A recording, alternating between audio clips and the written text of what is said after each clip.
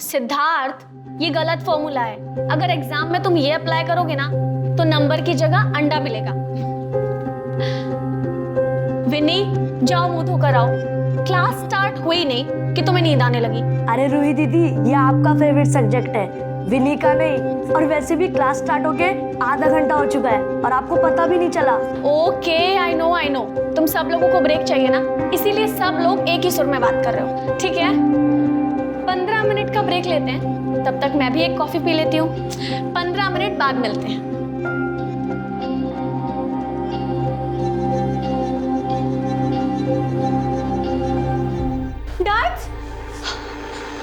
अरे बिटिया कुछ नहीं, वो दाल निकालने के लिए ऊपर उठे थे, कैबिनेट खुला हुआ था, उसी से बच गए। तुम चिंता मत करो, ठीक हो जाएगा। अरे अपने आप कैसे ठीक हो जाएगा? दर्द कहाँ ना, चलिए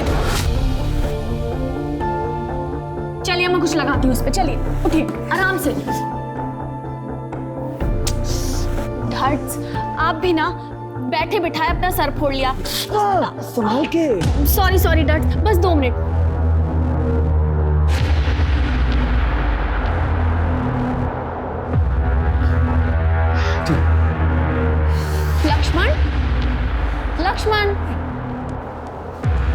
लक्ष्मण, छुपने से कोई फायदा नहीं है, मैंने देख लिया है तुम्हें। आओ लक्ष्मण। क्लास क्यों नहीं आया आज तुम? वो मेहमान आने वाले हैं, तो मालकिन ने पूरा घर साफ करवाया, वहीं देर हो गई। कोई बात नहीं, लेकिन होमवर्क तो किया है ना? हाँ, पर जल्दी जल्दी में किया है, ठीक से किया है कि नहीं वो भी नहीं पता, इसीलिए छुप रहा था। अरे बुद्धू, लाओ मुझे 2 कॉपी, मैं देख के बता देती हूँ होमवर्क सही किया या नहीं किया। कल का होमवर्क भी तो देना है तुम्हें। रूही बिटिया, ये आपकी coffee. Thank you dad. Lakshman, जब तक बिटिया तुम्हारी कॉपी चेक कर रही है ना, तुम यहाँ बैठ के सब्जी काटने में हमारा हाथ बटाओगे। ठीक है श्याम भाई। लक्ष्मण, ये तुम्हारा इनाम, क्योंकि तुमने जल्दी जल्दी में भी बिल्कुल सही होमवर्क किया है। थैंक यू दीदी। हेलो डैड, मैं बाहर जा रही हूँ, थोड़ी देर में आ जाऊंगी। ठीक है। अरे सुनो, कहाँ जा रही हो बता के तो जाओ। तुम्हारे मम्मी पापा का फोन आ गया और पूछेंगे कहाँ गई है, तो मैं क्या बताऊंगा? प्लीज डैड, आपको लगता है वो पूछेंगे, और वो भी काम के बीच में से फोन करके पूछेंगे? बिजनेस में लॉस नहीं हो जाएगा उनका? आती हूँ।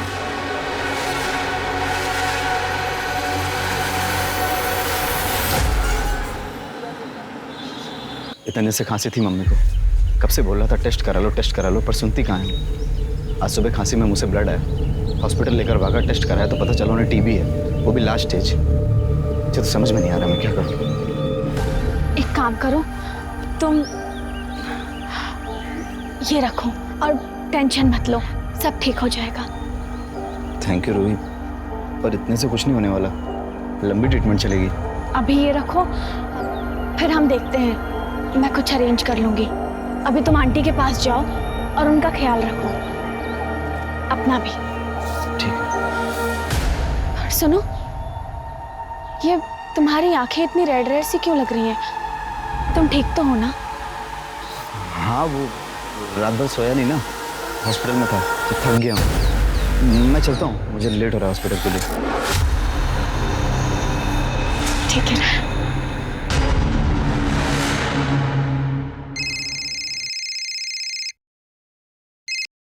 हाँ रूही, बोल। हाय अलीशा, क्या कर रही है?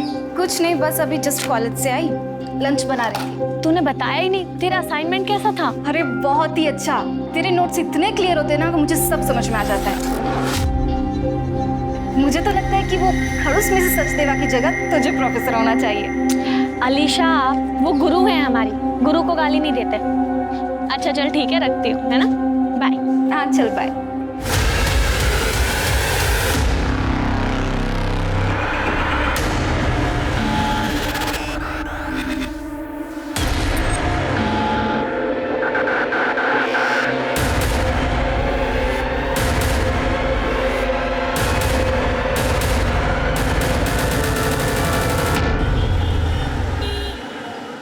डैड्स मॉम डैड का कॉल आया, बताया उन्होंने वो कब तक आएंगे। अरे बिटिया, बार बार एक ही बात पूछने से बात बदल थोड़ी जाएगी हैं? आ जाएंगे जब उनको आना होगा। तुम थक गई होगी, जाके सो जाओ।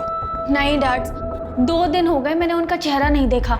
आज तो मैं तभी सोऊंगी जब वो आ जाएंगे। तब तक हॉल में बैठ के टीवी देखती हूँ।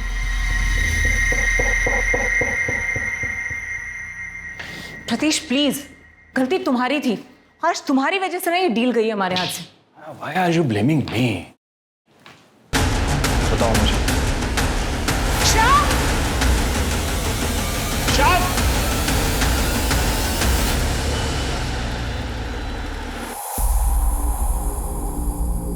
मम्मा, मुझे आपसे कुछ जरूरी बात करनी है। नॉट राइट नाउ रूही, मैं ऑलरेडी लेट हूँ। शाम को बात करते हैं। प्रतीश जल्दी करो, क्लाइंट वेट कर रहा होगा। मैडम, वो डिनर में क्या बनाना है? रूही बता देगी और हम लोग बाहर से खाना खाकर आएंगे। Ruhi, your pocket. पर डैड वो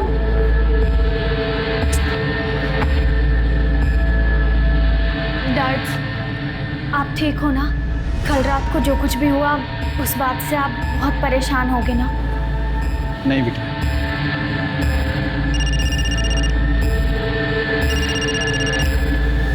हेलो रूही, माँ की हालत बहुत खराब है। कुछ मेडिसिन और इंजेक्शन चाहिए, 10,000 के आएंगे। पता नहीं कहाँ से लाऊंगा मैं इतने पैसे। अब मैं हूं ना, मैं आ रही हूँ।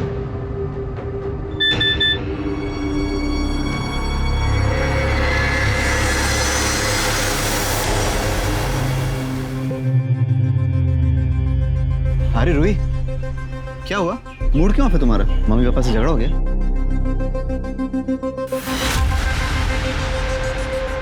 ये क्या है?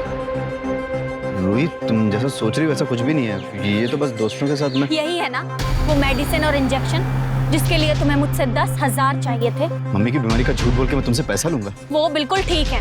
मेरी अभी उनसे बात हुई और तुम्हें तो मुझे थैंक यू बोलना चाहिए कि मैंने उन्हें ये नहीं बताया कि उनका बेटा लेने के लिए उन्हें हॉस्पिटल तो क्या मौत की कगार तक पहुंचा चुका है। मेरी बात सुनो, मुझे भरोसा करो, मैं ऐसा नहीं हूँ। रूही, मुझे पैसों की बहुत जरूरत है, प्लीज। मनीष, मेरा हाथ छोड़ो। मुझे पैसों की बहुत जरूरत है। मनीष,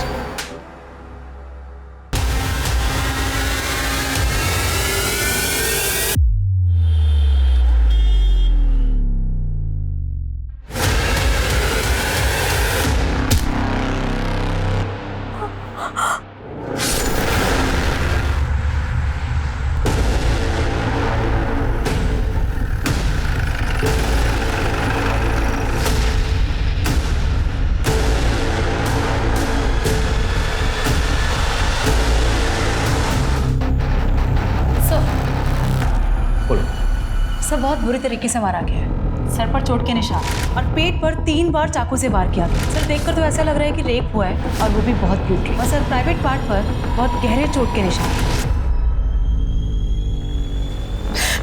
सर, हम रेस्टोरेंट के बिजनेस में कल शाम को मिस्टर एंड मिसेस बैनर्जी के यहाँ पर थे। उनकी बिजनेस में पार्टनरशिप की डील के बारे में डिस्कशन चल रहा था। वहाँ से लौटते हमें सुबह के 4 बज गए। सर, जैसे हम घर में घुसे हमने देखा रूही के कमरे का दरवाजा खुला है। रूही हमेशा ना अपने कमरे का दरवाजा बंद करके सोती थी। रूही? रूही? चलो साहब।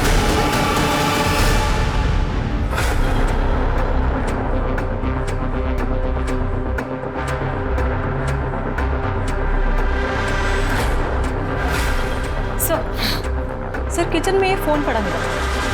इसे पहचानते हैं? नहीं सर, हम में से किसी का नहीं। ये देखिए, ये कहाँ मिला? इस सर्वेंट के रूम में। ये मारा। और ये क्या मारा? मैंने रूही बिटिया को नहीं मारा है साहब। रूही बिटिया बिल्कुल मेरी अपनी बिटिया जैसी थी साहब। ये आपके किचन का चाकू है? और ये फोन किसका है? ये लक्ष्मण का है साहब। कौन लक्ष्मण? यही सामने के बंगले पे वो संधू साहब के यहाँ काम करता है और पास के झुग्गी झोपड़ी में रहता है साहब।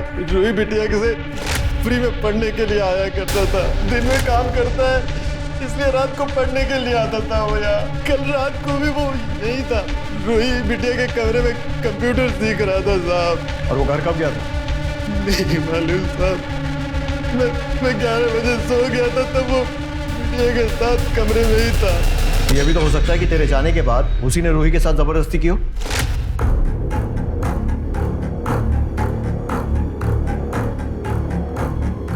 लक्ष्मण, लक्ष्मण ये क्या कर रहे हो तुम?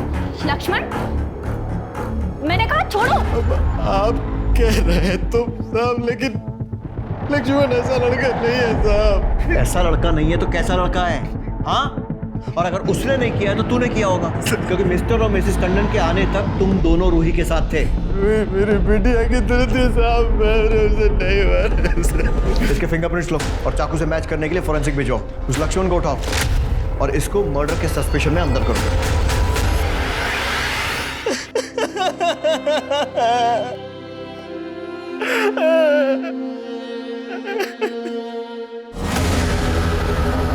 लक्ष्मण जा रहे ये बाजू वाले खोले में साहब। उधर, लेकिन वो घर पे नहीं साहब। कहाँ गए? कल सुबह 10 बजे काम पे गया था, तब से घर नहीं आया साहब। क्या काम करते हैं? हाँ मैडम, लक्ष्मण कल काम पे आया था पर वो काम खत्म करके रात 9 बजे मिस्टर टंडन के यहाँ चला गया। मिश्रा, पक्की बात है कि लक्ष्मण गायब नहीं हुआ है, फरार हो गया। मिश्रा, इसके नाम को बोलो जारी करो। जी सर। लेकिन सर आस पड़ोस से पता चला है कि ये लक्ष्मण बहुत ही कम बोलने वाला सीधा साधा मेहनती लड़का था। मिश्रा, चुप रहना और मेहनती होना इनोसेंट होने की निशानी नहीं है। अपने करियर में बहुत सारे क्रिमिनल देखे हैं मैंने, जो दिखते सीधे हैं लेकिन होते बहुत टेढ़े हैं। रूही के लैपटॉप में मोबाइल से कुछ मिला? सर रूही के लैपटॉप से पता चला कि वो बच्चों को ऑनलाइन ट्यूशन देती थी। तो जितने पैसों की ट्रांजैक्शन उसके बैंक अकाउंट से होती, लगता नहीं कि वो सिर्फ ट्यूशन फीस थी। मतलब? सर रूही के पेरेंट्स उसे अच्छी खासी पॉकेट मनी देते थे, उनके बैंक में अच्छी खासी रकम भी शो हो रही है और फ़ोन में पैसे क्रेडिट होने के मैसेजेस भी मिले। सर एक दिन में 20-20 हज़ार रुपये निकाले गए और कैश में अच्छी खासी रकम भी निकाली गई। हर दूसरे दिन इतने पैसे क्यों निकाल रही है? पार्टी वार्टी करने के लिए? इसका चक्कर तो नहीं? सर रूही को नहीं, लेकिन मैसेजेस से पता चला कि उसके बॉयफ्रेंड मनीष किलर पैसों की कमी है या माँ हॉस्पिटल में है, ऐसे झूठ बोल के रूही से पैसे लिया करता है। जब रूही को इस बारे में पता चला उसने ब्रेक ऑफ कर लिया और उसे पैसे देने भी बंद कर दिए। लेकिन सर मनीष फिर भी रूही से पैसे ऐंठने की पूरी कोशिश करता था। और ये सारी इन्फॉर्मेशन होने के बावजूद मनीष अब तक पूछताछ के लिए हमारे लॉकअप में क्यों नहीं है? सर एक्चुअली जिस रात रूही का मर्डर हुआ उसी रात मनीष के ओवरडोज के लिए हॉस्पिटल में एडमिट किया गया। उसके कॉल रिकॉर्ड से मोबाइल लोकेशन मंगा ली। मनीष से मिलते हैं और देखते हैं ये क्या बोलता है। शायद रिकॉर्ड की जरूरत ही ना पड़े। नहीं सर, मैंने रूही को नहीं मारा। मैं तो उसे प्यार करता था। हमें मानने के लिए मैं उससे पैसे लेता था, लेकिन उसे मारने का कभी सोच भी नहीं सकता। एक्चुअली उस दिन मैं उसे बहुत मिस कर रहा था, इसीलिए मैंने ओवरडोज ले लिया। सच ये है कि तू रूही के घर गया, उसका रेप किया और उसके बाद उसे मार दिया और अपने घर वापस आकर अपना बदला पूरा होने की खुशी में ओवरडोज ले लिया। नहीं सर, मम्मी की कसम सर, इस बार मैं सच बोल रहा हूँ। ना मैं उसके घर गया, ना मैंने उसे मारा है सर। वो हम पता लगा ही लेंगे। उसको यहाँ रिहैब सेंटर में कस्टडी में रखो।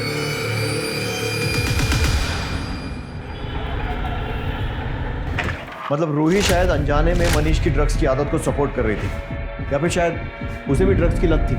सर पूछताछ तो ऐसा कुछ समझ में नहीं आया। रूही के फ्रेंड्स, प्रोफेसर या रिलेटिव्स, उनका यही कहना है कि बहुत ही अच्छी लड़की थी। उसका इंटरेस्ट सिर्फ पढ़ाई और सोशल सर्विस में था। जी सर, और पोस्टमार्टम रिपोर्ट से भी यही कंफर्म हुआ है कि रूही नहीं लेती थी। और ये भी पता चला कि उसके साथ रेप नहीं हुआ था, जैसे हमें क्राइम सीन पे लगा, क्योंकि उसके प्राइवेट पार्ट्स को डिस्ट्रॉय किया गया। सर उसके बॉडी पे, कपड़ों पे, बेडशीट पे कहीं भी कोई सीमेंट ट्रेसेस या कोई लुब्रिकेंट के सैंपल्स नहीं मिले। सर उसकी मौत 10 फरवरी की रात 11 से 2 के बीच हुई और मौत की वजह चाकू से वार। सर, टंडन फैमिली के पड़ोसी संदीप जैन आपसे मिलना चाहते हैं। सर मैं टंडन फैमिली के पास वाले घर में रहता हूँ। लास्ट वीक जब मैं देर रात तक कुछ काम कर रहा था तो टंडन के यहाँ से मुझे अचानक चीखने चिल्लाने की आवाज़ सुनाई दी। तो मैंने सुना कि मिस्टर और मिसेस टंडन अपने सर्वेंट शाम के ऊपर चिल्ला रहे थे कि वो रूही के साथ कुछ गंदी हरकतें करने की कोशिश कर रहा था जो वो सो रही थी। जैन साहब आप? अरे क्या हुआ टंडन साहब, आपके घर से इतना शोर आ रहा है? सब ठीक है ना? जी वो संदीप जी, जी बिल्कुल ठीक है। आई एम सो सॉरी आपको इतनी रात को डिस्टर्ब हुआ। आप जाइए, आराम से सो जाइए, अभी कोई आवाज़ नहीं आएगी आपको।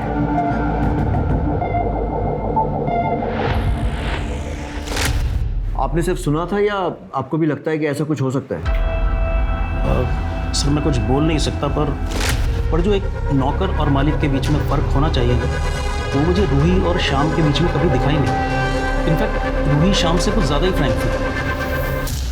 मिस्टर और मिसेस टंडन दोनों बहुत मनी माइंडेड है, पैसे के पीछे भागने वाले, लेट नाइट पार्टीज करने वाले, और भी जाने क्या क्या बकवास। बकवास मतलब?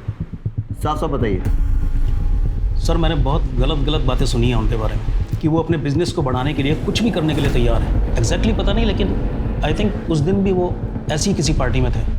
मिश्रा, पता करो मिस्टर और मिसेस टंडन उस रात कहाँ थे और क्या कर रहे थे। सर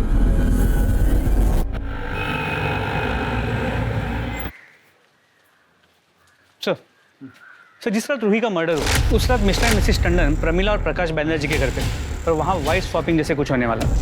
सर बैनर्जी के बेटे नील ने रूही को सोशल मीडिया पे वार्निंग भेजी थी कि वो अपने माँ बाप को फ़ोन करके समझा दे, क्योंकि उसके माँ बाप मिस्टर एंड मिसेस बैनर्जी को कोई गंदा गेम खेलने के लिए फोर्स कर रहे हैं, और अगर रूही ने ऐसा नहीं किया तो उसकी कीमत रूही को चुकानी पड़े। और सर उसके बाद देर रात मिसेस टंडन मिस्टर बैनर्जी के साथ अकेले कहीं बाहर गई। मैंने बताया ना आपको इंस्पेक्टर की बिजनेस मीटिंग थी। मीटिंग घर पे, और वो भी इतना लेट नाइट तक। हमने बताया आपको कि हमारा रेस्टोरेंट का बिजनेस है, और मिस्टर एंड मिसेस बैनर्जी हमसे सिर्फ उसी सिलसिले में मिले थे। उनका बिजनेस लॉस में जा रहा था और वो चाहते थे कि वो हमारे साथ पार्टनरशिप में डील करें, जिसके लिए मिस्टर टंडन को मिसेस बैनर्जी के साथ घर में रुकना पड़ा अकेले, और आपको मिस्टर बैनर्जी के साथ अकेले बाहर जाना पड़ा। Mind your language inspector. उनके घर में वाइन खत्म हो गई थी, इसलिए मैं मिस्टर बैनर्जी के साथ वाइन लेने गई थी। और आप ये फालतू के सवाल क्यों पूछ रहे हैं? क्या आपने ये पता लगाया कि शाम के रूम में वो चाकू कहाँ से आया? ये पता लगाया कि मेरी बेटी का मर्डर किसने किया? वो सब भी पता चल जाएगा। हमें अपना काम सिखाने की कोशिश मत कीजिए। पता चल जाएगा मतलब? मैं आपको बोल रही हूँ ना, शाम नहीं मारा है रूही को। मैंने कुछ दिन पहले भी नोटिस किया था, शाम मेरी बेटी को मॉलेस्ट करने की कोशिश कर रहा था, और हमने रंगे हाथों पकड़ा था उसको। क्या कर रहे थे तुम? हाँ, तुम्हारी हिम्मत कैसे हुई रूही के पास जाने की? नहीं मालकिन, आप गलत समझ रही हैं। बिटिया टीवी देखते हुए हॉल में सो गई थी तो हम उनको लाके यहाँ सुला रहे थे। हमने अपनी आंखों से देखा है कि तुम क्या कर रहे थे। वो सो रही थी और तुम उसका फायदा उठाने की कोशिश कर रहे थे। नहीं साहब, नहीं। मॉम, डैड, ये क्या कर रहे हैं आप लोग? डैड्स पे इतने घटिया इल्जाम कैसे लगा सकती हैं आप? हमें कुछ नहीं पता है रूही। हमने अपनी आंखों से देखा है कि क्या करने की कोशिश कर रहा था। नहीं मैडम, हमने ऐसा कुछ नहीं किया। नहीं मॉम।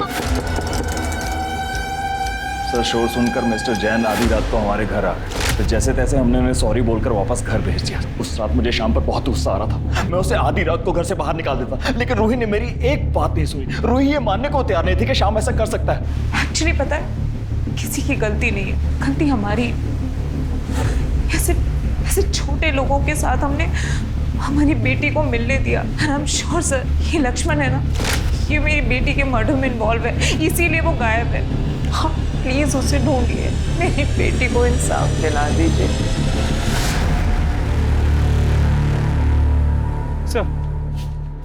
सर शाम पे सभी ट्रिक्स अपना लिए, लेकिन वो अपने बयान से हिल नहीं रहा कि उसने रूही का मर्डर नहीं किया, अपनी बेटी की तरह मानता था। ये उसे अपनी बेटी बता रहा है और बेटी के असली माँ बाप नौकर और बेटी के अफेयर की बात कर रहे हैं। मुझे कहीं ऐसा तो नहीं है कि ये वाइफ स्वैपिंग वाली बात छुपाने के लिए ये लोग ये सब बोल रहे हैं? सर पॉसिबल तो है। जिस रात रूही का मर्डर हुआ उस रात टंडन की मोबाइल की लोकेशन बैनर्जी के घर की थी, और देर रात मिसेस टंडन और मिस्टर बैनर्जी की मोबाइल की लोकेशन मूव होते हुए वाइन शॉप वाले एरिया पे जाती है, और उस वक्त वाइन शॉप बंद होता है। तो पॉसिबल है कि वो लोग वाइन शॉप नहीं, उसके बाजू में जो लॉज है वहाँ गए। लेकिन सर फिर भी इस सब का रूही के मर्डर के साथ क्या कनेक्शन?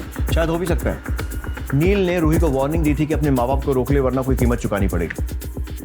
शायद यही वो कीमत है। सर नील की मोबाइल लोकेशंस आ गई। उसके मुताबिक मर्डर वाली रात 11 बजे नील रूही के घर के पास ही था। तूने रूही को वार्निंग दी थी ना कि अपने माँ बाप को रोक ले, नहीं तो उन्हें कीमत चुकानी पड़ेगी। उसने ऐसा नहीं किया और तूने उसका मर्डर कर दिया। नहीं सर, आप क्या बात कर रहे हो? मैंने उसको मैसेज जरूर किया था पर उसका मर्डर नहीं किया। मोबाइल लोकेशन में साफ दिख रहा है कि तू उसके घर गया था। अब अगर मारने नहीं गया था तो फिर और क्यों गया था? सर मैं वहाँ पे उससे सिर्फ बात करने गया था, और मैं जैसे उसके घर पे पहुंचा मुझे मॉम का फोन है, और मुझे मॉम ने बोला कि बेटा तू जैसा समझ रहा है वैसा कुछ भी नहीं है। मैं वहाँ से चुपचाप अपने घर आ गया था सर। जैसा ये सोच रहा है वैसा नहीं था, तो फिर कैसा था? सर हमारा रेस्टोरेंट का बिजनेस लॉस में चल रहा था, और जब बिजनेस बढ़ाने के लिए मिस्टर एंड मिसेस टंडन ने हमें पार्टनरशिप का प्रपोजल दिया, हम लोगों ने इंटरेस्ट लिया, लेकिन बाद में वो हमारा माइंड वॉश करने लग गए वाइफ स्वैपिंग के लिए। और फिर सर उसके बाद तो लिटरली उन्होंने हमें मनाना शुरू कर दिया वाइफ्स की अदला बदली के लिए। और एक दिन तो हद होगी जब मिसेस टंडन मुझे वाइन के बहाने बाहर ले गई। और सर यहाँ प्रतीश मेरे साथ गलत हरकत करने की कोशिश कर रहा था। प्रमिला जी, मैं आपको कुछ दिखाना चाहता था। बिल्कुल दिखाइए। क्या है कि हम अपना रेस्टोरेंट कैसे चलाएंगे।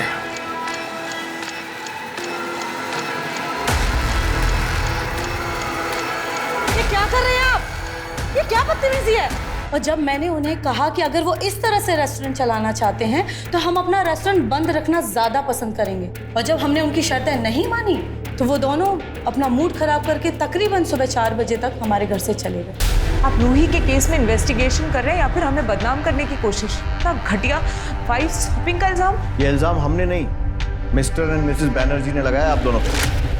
अगर उन्होंने भी लगाया ना तो भी हम इसे मानने से डिनाई करते हैं। कहा था ना मैंने आपसे कि ये कपल भरोसे के लायक नहीं है। कैसा भरोसा? पार्टनरशिप में परसेंटेज को लेकर हर वक्त नई बात रखते थे। मैंने कहा था प्रतीश से कि पैसा लगाने से पहले सब कुछ कंफर्म कर लो, लेकिन इन्होंने मेरी एक बात नहीं मानी। और अब जब इतना पैसा लगा चुके हम तो वो इस डील को कैंसिल करने के बहाने ढूंढने के लिए हम पर ये इतना घटिया वाइफ शॉपिंग का इल्जाम लगा रहे हैं। सर, आपके कॉल रिकॉर्ड्स में एक नंबर मिला है जिससे अक्सर आपकी बातें होती हैं। किसका नंबर है? ये तो हमारे बेटे जय का नंबर है। कहाँ है? बुलाइए उसे। अब सर वो एक्चुअली यहाँ नहीं रहता है, वो नोएडा में हॉस्टल में रहता है।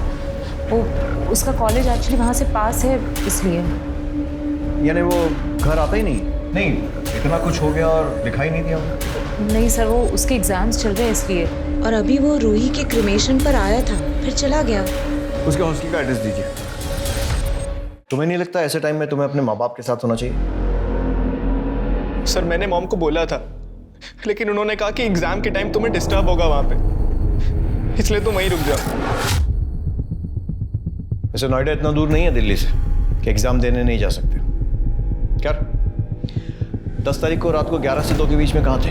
हॉस्टल में अपने रूम में था, पढ़ाई कर रहा था। कोई और है जो तुम्हारी इस बात को कंफर्म कर सके? हाँ सर, हमारे हॉस्टल के जो वार्डन है बलविंदर सिंह, आप उनसे पूछताछ कर सकते हैं सर। मिश्रा, अर्जेंट बेसिस पर इस जगह के कॉल लोकेशन और मोबाइल रिकॉर्ड निकलवाओ। जी सर। लेकिन सर मुझे अब भी लगता है कि ये मर्डर मिस्टर मिसेस टंडन या फिर शाम ने लक्ष्मण के साथ मिलकर किया। चल शुरू हो जा, बोलना। आपको जितना मारना है मार लो साहब, पर फिर भी मैं वही कहूँगा कि मैंने रूही बिटिया के साथ कुछ भी नहीं किया है। 17 साल मैंने उसको पाल पोस कर बड़ा किया है। प्यार से मुझे डैड्स कह के बुलाती थी। डैड्स?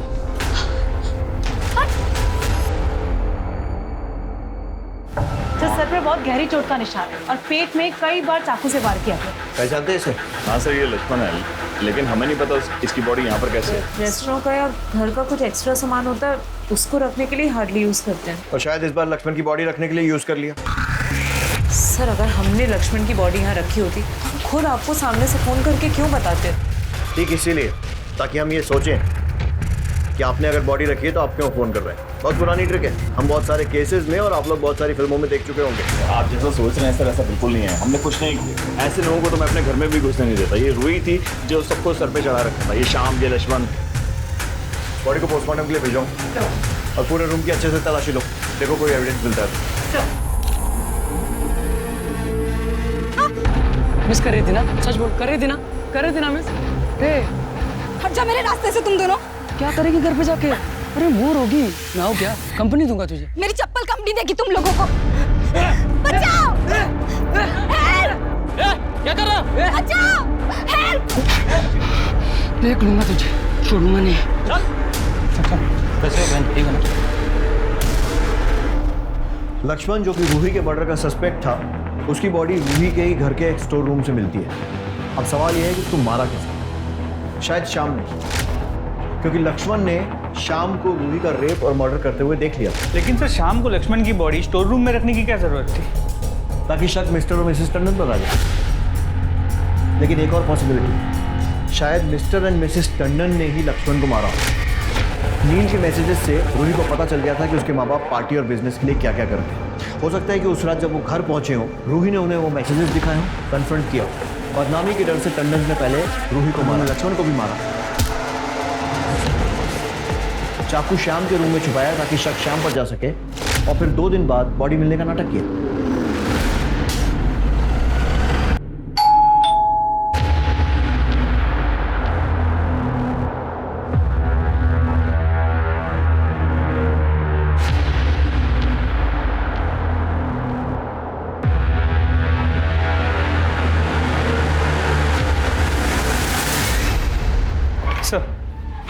सर मनीष ने हमसे झूठ कहा था। जिस रात रूही का मर्डर हुआ उस रात मनीष के मोबाइल की लोकेशन रात 11 से 11:30 के बीच रूही के घर के पास की थी। मनीष, मैं कह रही हूँ चले जाओ यहाँ से, वरना मैं बस एक आखिरी बार 10,000 रुपए दे दो प्लीज। मनीष, मैंने तुमसे कहा ना तुम चले जाओ, वरना मैं शोर मचा दूंगी, समझे तुम?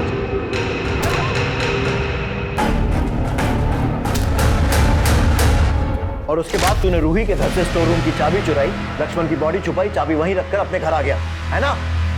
नहीं सर, मैंने किसी को नहीं मारा। हाँ, मैं मानता हूँ कि पैसे लेने के लिए मैं रूही के घर गया था, लेकिन आप जैसा बोल रहे हैं ऐसा कुछ भी नहीं हुआ था। रूही प्लीज़ एक आखिरी बार मुझ पर भरोसा कर लो। मुझे रिहाब सेंटर जाने के लिए 10,000 रुपये चाहिए। रूही, मैं ठीक होना चाहता हूँ और अब मैं तुमसे ठीक होने के बाद ही मिलूंगा। ठीक है, ये लो और निकलो यहाँ से। देखते हैं बेटा इस बार तेरी कहानी में कितनी सच्चाई है। सर मोबाइल लोकेशन से तो लग रहा है कि मनीष सच कह रहा है, क्योंकि लोकेशन के मुताबिक मनीष रूही के घर से ड्रग्स लेने गए, वहाँ से अपने घर, और सुबह 6 बजे अस्पताल, तो 10 बजे रिहैब सेंटर का लोकेशन दिख रहा है। मिश्रा, ये भी हो सकता है कि मनीष ने ही रूही को मारा, तो हो तो सकता है। पर हाँ सर, ये लक्ष्मण की पोस्टमार्टम रिपोर्ट, उसे एड्स था। और सर लक्ष्मण की मौत भी 10 तारीख की रात को 12 से 2 के बीच हुई थी, सर पे चोट लगने की वजह से। मतलब रूही और लक्ष्मण को मारने वाला एक ही इंसान है, क्योंकि दोनों को मर्डर एकदम सिमिलर तरीके से हुआ। सर गुलमोहर बाग में एक और लड़की का मर्डर और रेप हुआ, उसके साथ भी रूही की तरह सेम तरीके से ब्रूटैलिटी से मर्डर किया गया है।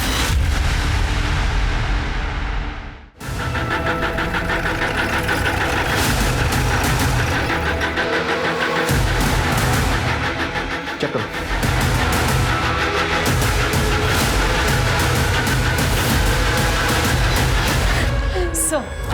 सर रूही मर्डर केस की तरह इस बॉडी की भी कंडीशन से सर पर चोट का निशान है, सर प्राइवेट पार्ट पर भी चोट का निशान है। रेप हुआ है या नहीं ये पोस्टमार्टम रिपोर्ट के बाद ही कंफर्म होगा।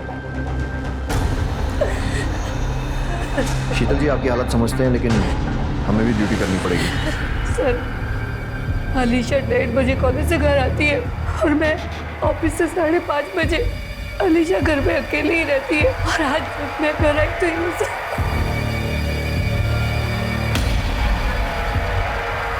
सर सोफे के नीचे चाकू मिला। चाकू को फॉरेंसिक जांच के लिए भेजो और बॉडी को पोस्टमार्टम के लिए। आपको किसी पर शक है?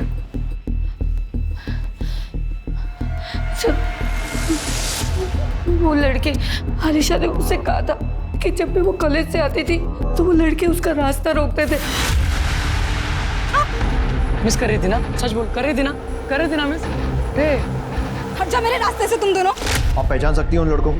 आपने पुलिस में कंप्लेंट क्यों नहीं की थी? मैंने उन लोगों को वार्निंग दी थी, पर मैंने पुलिस में कंप्लेंट नहीं की। मैंने सोचा वो छोटे बच्चे हैं, उनका फ्यूचर खराब हो जाएगा। मुझे क्या पता था कि ये सब हो जाएगा।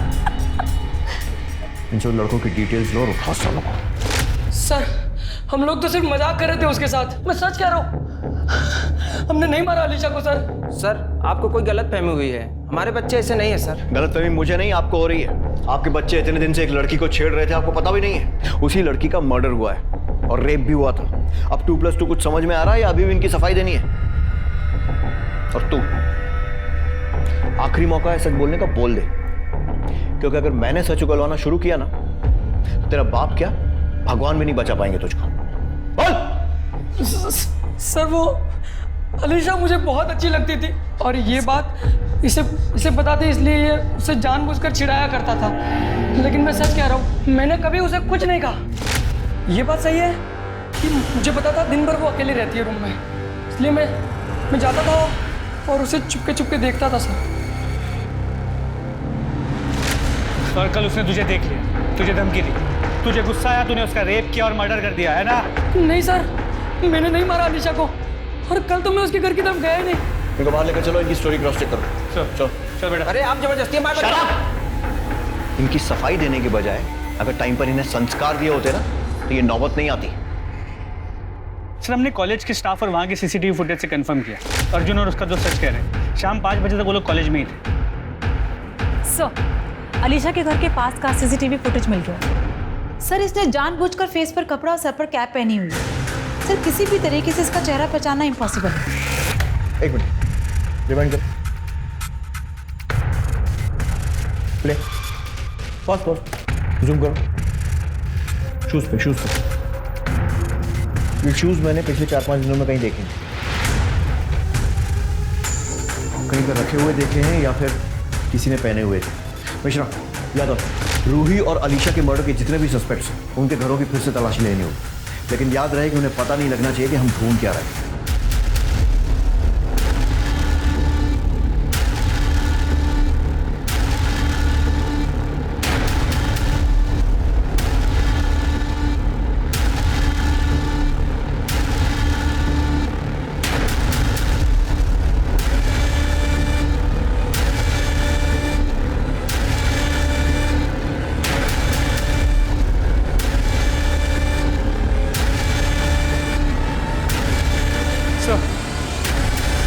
जूते तो नहीं मिले, लेकिन ये फाइल मिली। ये देखिए।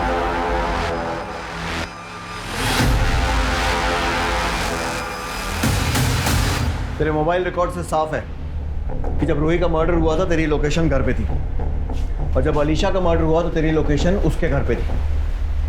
बाकी सीसीटीवी फुटेज तुझे दिखाई दिया है। चल अब शुरू हो जा, पता क्यों किया ये सब? हाँ, मुझे प्राइवेट पार्ट में इन्फेक्शन था। डॉक्टर ने कहा था कैस्ट्रेशन कराना पड़ेगा और मेरा प्राइवेट पार्ट काटना पड़ा सर। इसीलिए पुनीता और मेरा कभी नहीं हो पाया सर। लेकिन ये बात मैंने पुनीता को कहीं बताई नहीं थी सर। मुझे हमेशा से लगता था कि वो मेरा मजाक ही उड़ाएगी, और फिर मुझे के बारे में पता चला सर। लक्ष्मण को देखा तो पता चला कि वो भी मेरी ही तरह है, और तब हमारा अफेयर शुरू हो गया था सर। स्टोर रूम की एक्स्ट्रा चाबी हमेशा मेरे पास रहती थी सर। तो सर हॉस्टल से निकलने के बाद मैं हमेशा लक्ष्मण के साथ स्टोर रूम में ही बैठता था सर। सर मुझे पता था कि वहाँ कभी कोई नॉर्मली आता नहीं है, और उस रात लक्ष्मण ने मुझे कॉल करके घर पे बुलाया सर। हम स्टोर रूम में ही मिले थे। ये देख मेरी मेडिकल रिपोर्ट, इसमें लिखा है मुझे एड्स है। तेरे सिवाय मैंने किसी के साथ भी नहीं किया है। तूने जानबूझ के बीमारी मुझे दी है, जानबूझ के। तुझे पता था तुझे एड्स है, तुझे पता था। मेरे साथ प्यार करने का नाटक किया तूने। अब मैं तुझे नहीं छोड़ूंगा। तेरे बारे में सबको बताऊंगा मैं, सबको, मम्मी को, पापा को, सबको, पुलिस तक को बता दूंगा। तू याद रखना। लक्ष्मण सुन यार, तू ऐसे सबको जाके बता देगा तो मेरी असलियत सबके सामने आ जाएगी यार, प्लीज। तेरी सच्चाई छुपाने के लिए मैं मर जाऊं क्या? तू जो है यार। मेरा दिमाग खराब हो गया था सर। पता नहीं रॉड से खून साफ करने के लिए मैं क्यों घर पे चला गया।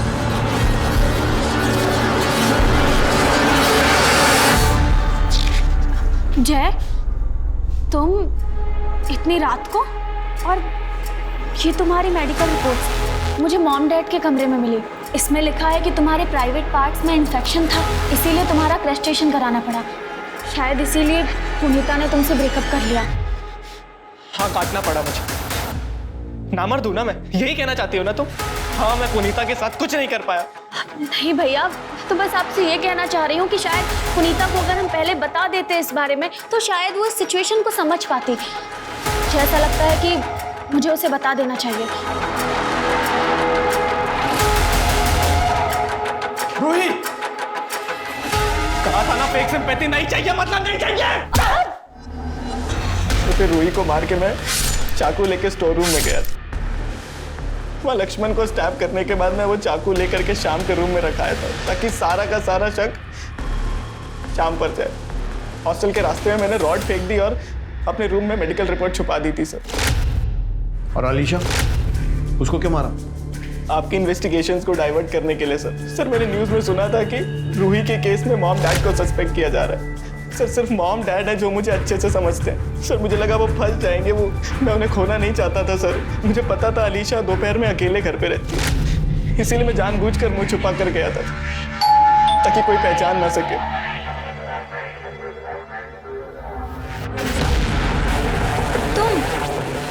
तुम यहाँ क्या कर रहे हो? अलीशा, मुझे तुमसे रूही के मर्डर से रिलेटेड कुछ बात करनी थी। हाँ? अंदर आ सकता हूँ मैं? हाँ।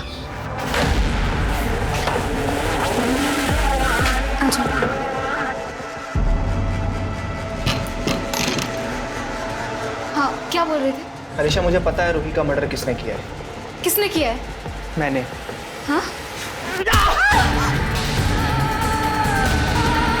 सर, मैंने जानबूझकर अलीशा को रूही की तरह मारा था ताकि इन्वेस्टिगेशन में ऐसा लगे कि किसी सीरियल किलर का काम है। और इसके बाद भी अगर मेरे मॉम डैड को सस्पेक्ट रखा जाता तो मैं किसी तीसरी लड़की को भी मार देता सर, लेकिन मेरे पास कोई और ऑप्शन नहीं था सर। रूही से बात करने का ऑप्शन था तेरे पास। जो लड़की गरीब और मजबूर लोगों की बात समझ के उनकी हेल्प करती थी, वो अपने भाई की बात नहीं समझ सकती थी। पर तेरे सर पर तो सनक सवार था। सिर्फ रूही नहीं, अलीशा, लक्ष्मण, सबको मार दिया। इसलिए ताकि माँ बाप को खोना ना पड़े। और अब तेरे माँ बाप ने तुझे हमेशा के लिए खो दिया।